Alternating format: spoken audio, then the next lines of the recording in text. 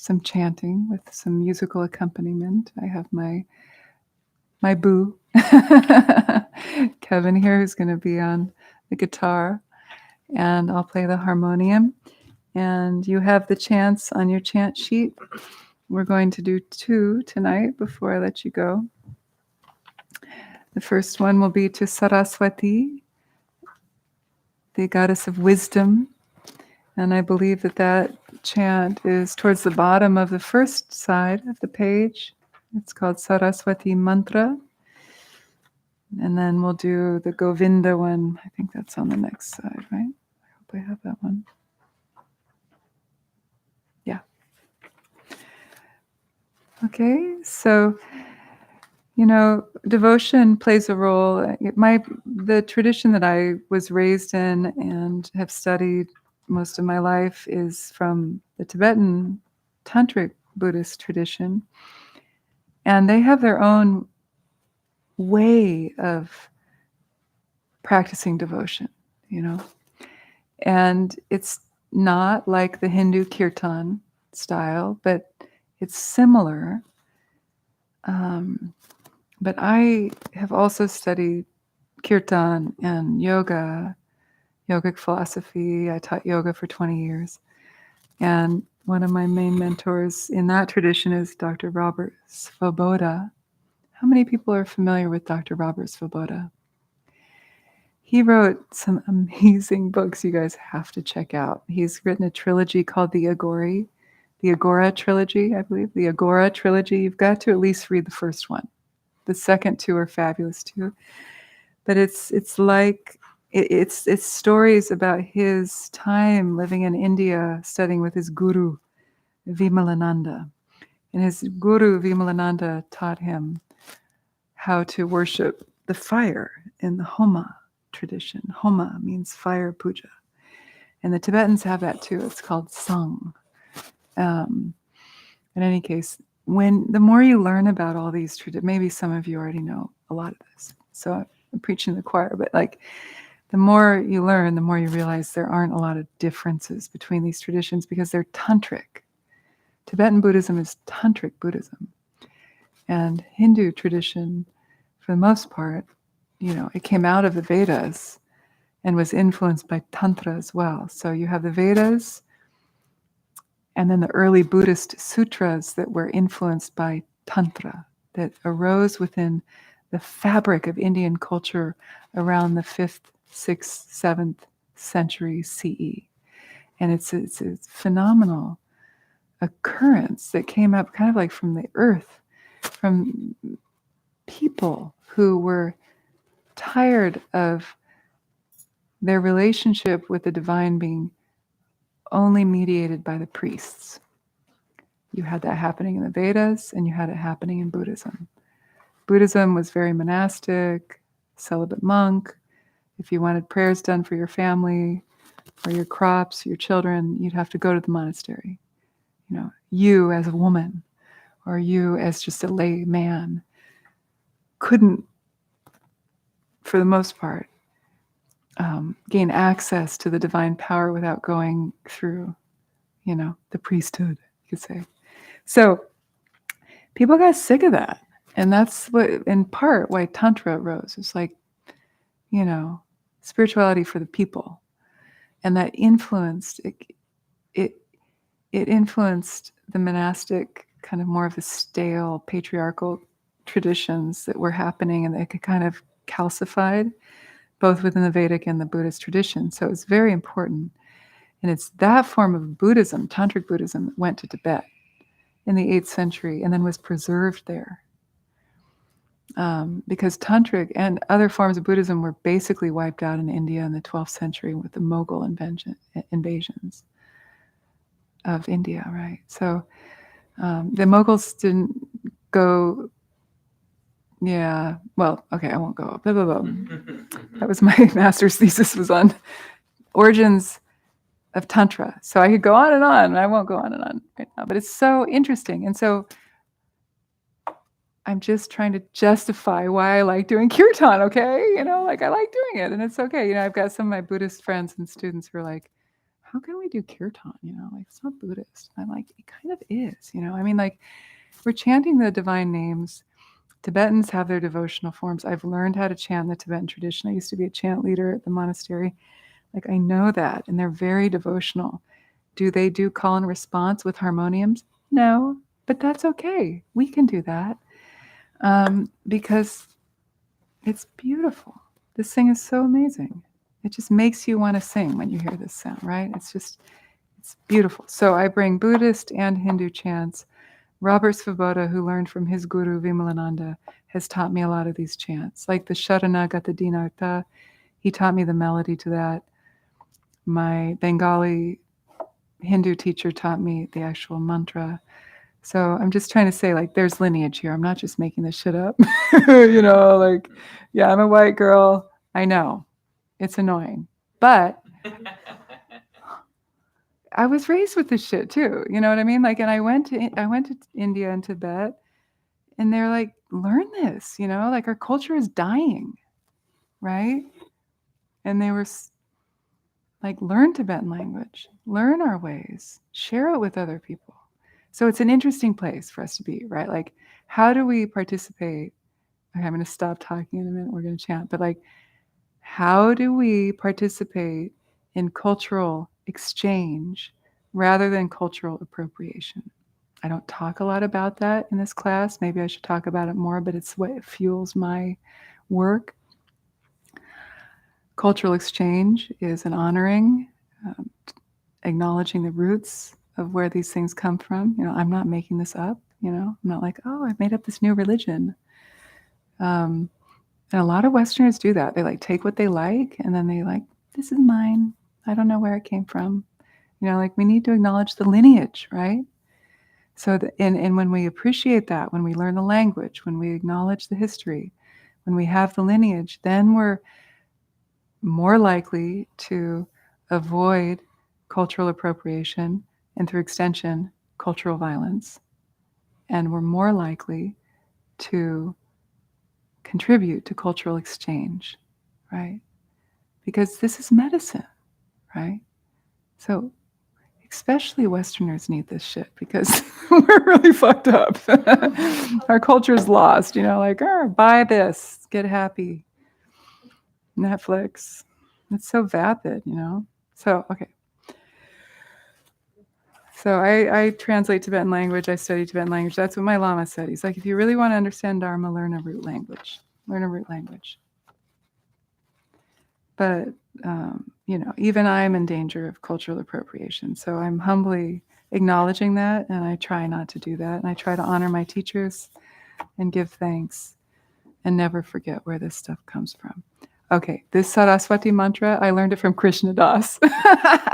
He came to Taramandala and he sung it. And I was like, this is so beautiful. Would you share the chords? He said, sure. So he shared. And he got this from a Russian Bob Dylan.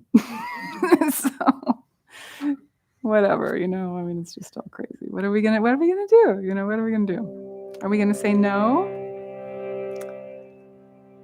We have to give back, we give back. You find your way to give back. I find my way to give back.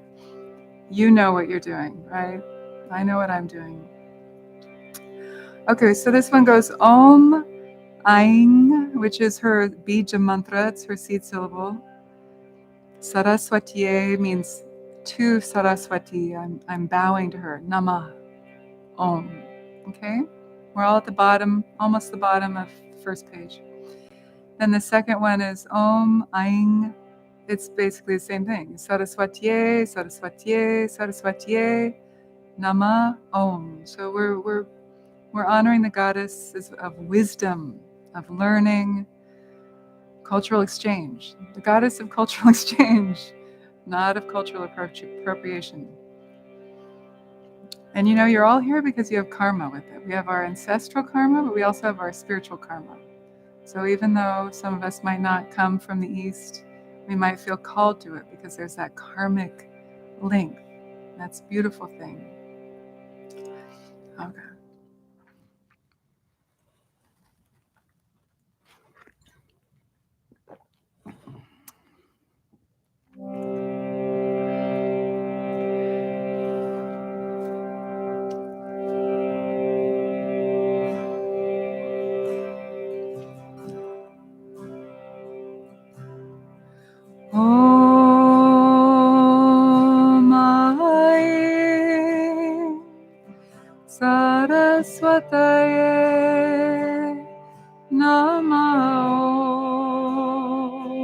your turn. Om Aing Saraswataye Namo. Again.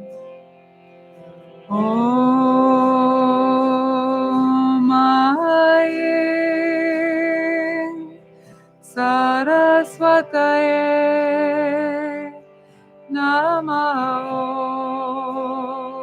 Now you sing. Om Aing. Don't be shy. Saraswataye. Good. Next part. Om. Now you can listen. Aing Saraswataye Saraswataye Saraswataye Namah. Om. Your turn. Aing. I'll sing with you, but this is your turn. Saraswataye Saraswataye Saraswataye Namah. Om. Aing Saraswataye Saraswataye Saraswataye Namah.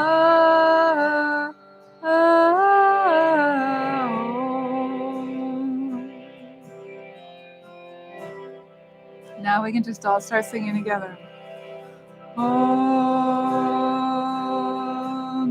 Aing Saraswataye Namo.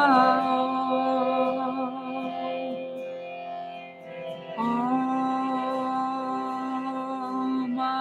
Aing Saraswataye Namo. We'll go to D now. Just do 2 times. Om Aing Saraswataye Saraswataye Saraswataye Namah. Om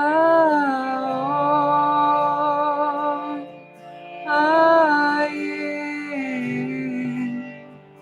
Saraswataye Saraswataye Saraswataye Namah.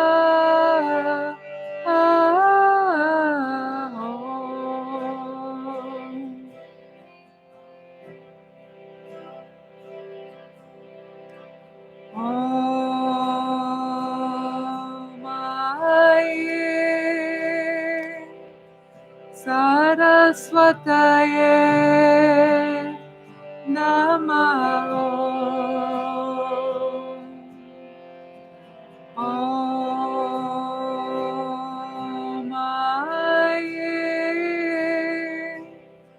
Saraswataye Namo. Om Aing Saraswataye Saraswataye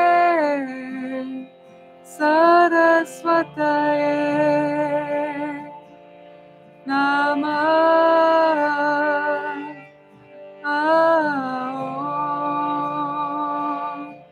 Aing Saraswataye Saraswataye Saraswataye Namah.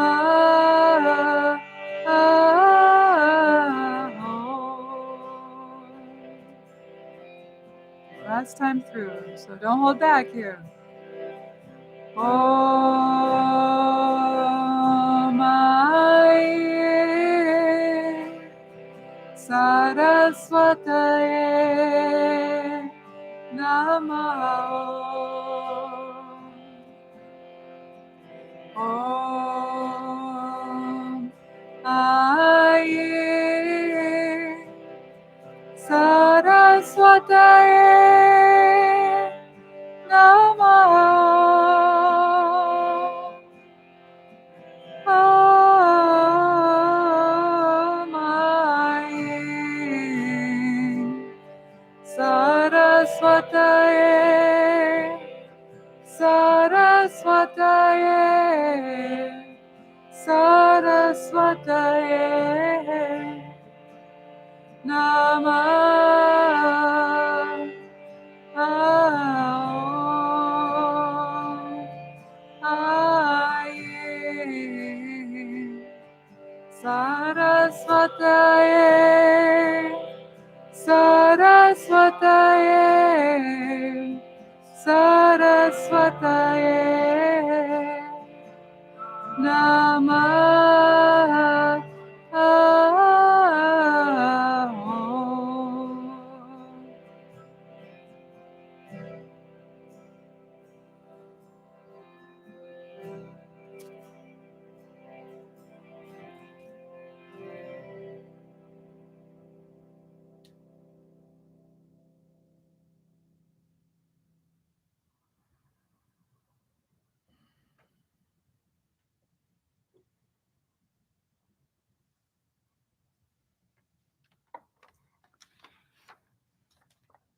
We'll end with the Govinda chant to Krishna. Hare Krishna. So that's on the other side, second to the last one. It's called the Govinda chant. And this one is a Jayutal melody. It's a classic chant, very old, but the melody I've heard comes from Jayutal. Okay, this is such a beautiful one. It's one of my faves, and it's a good one to end on. So again, let's do this one call and response. It's a little bit more complicated in terms of the melody, so I'll call, you pick up the phone, you respond, okay? I call, you respond. Yeah, we do it like that. Then we go to the next line.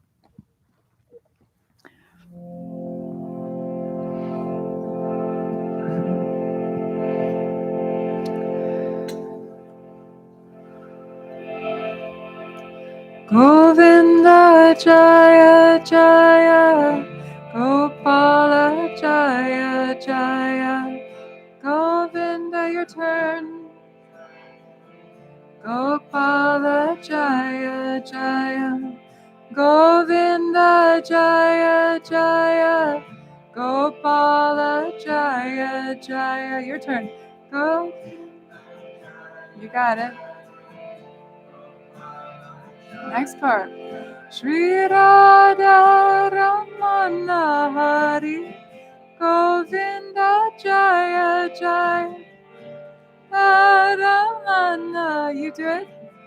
Govinda Jaya Jaya. I call. Ramana Hari Govinda Jaya Jaya. You. Ramana Hari Govinda Jaya. Good. We'll do it again. Govinda Jaya Jaya Gopala Jaya Jaya Govinda Jaya Gopala Jaya. Good. Govinda Jaya Jaya Gopala Jaya Jaya Gopala Shri Radha Ramana Hari Govinda Jaya Jaya Ramana Hari Govinda Jaya Jaya Shri Radha Ramana Hari Jaya Jaya.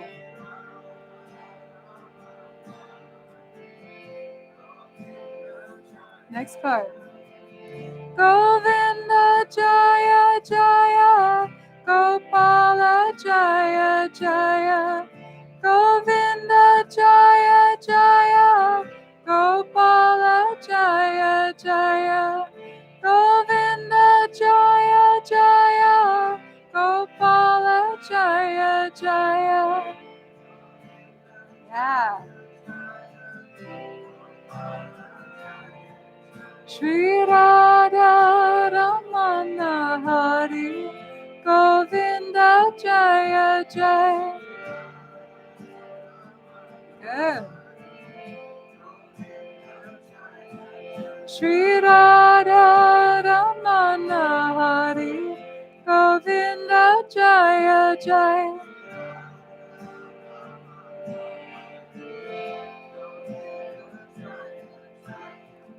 Govinda Jaya Jaya, Gopala Jaya Jaya.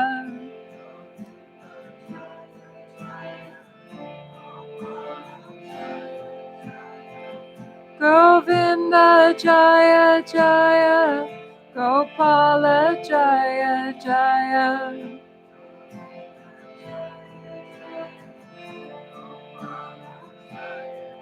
Shri Radha Ramana Hari, Govinda Jaya Jaya.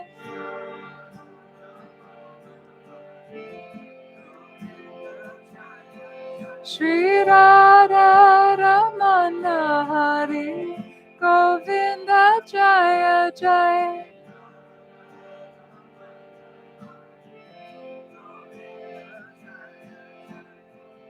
Govinda Jaya Jaya, Gopala Jaya Jaya.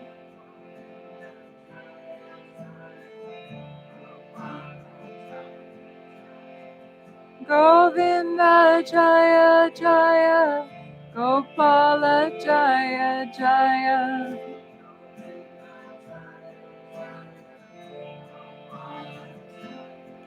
Shri Radha Ramana Hari, Govinda Jaya Jaya. Shri Radha. Good. I can't hear you. Shri Radha Ramana Hari, Govinda Jaya Jaya. Shri Radha.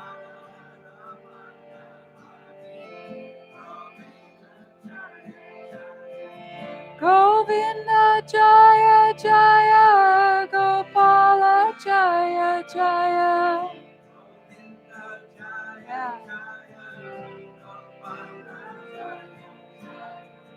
Govinda Jaya Jaya, Gopala Jaya Jaya.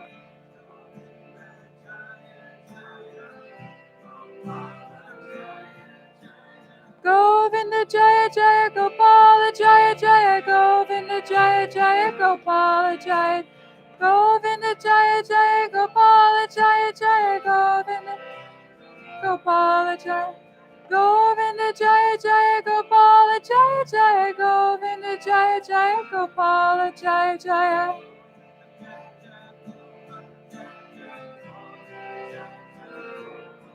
Shri Radha Ramana Hari, Govinda Jaya Jaya.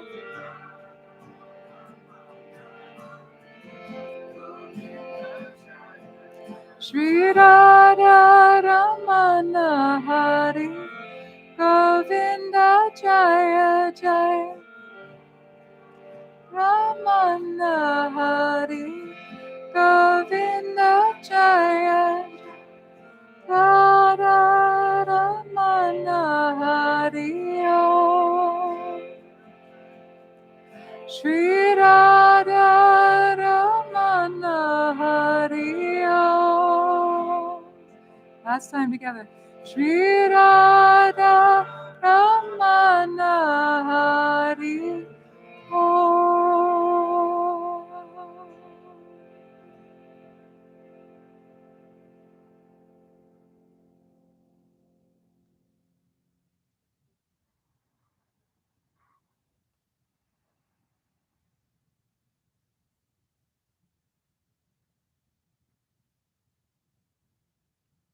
Hare Krishna.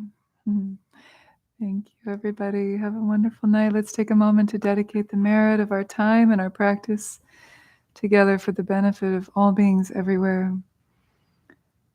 With the sound of the bell 3 times, imagine these blessing waves going out in all directions to those in need, near and far.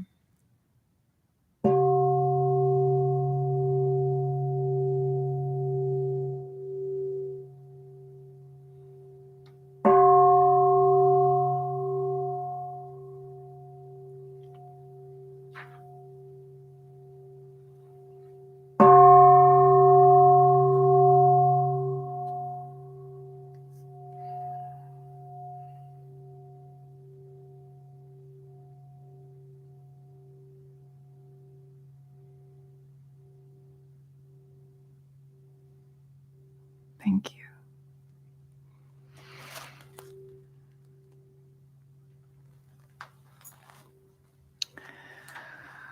Yeah, I'm a Buddhist Hare Krishna. Something about Krishna. He's such a romantic and he's so fun, playful.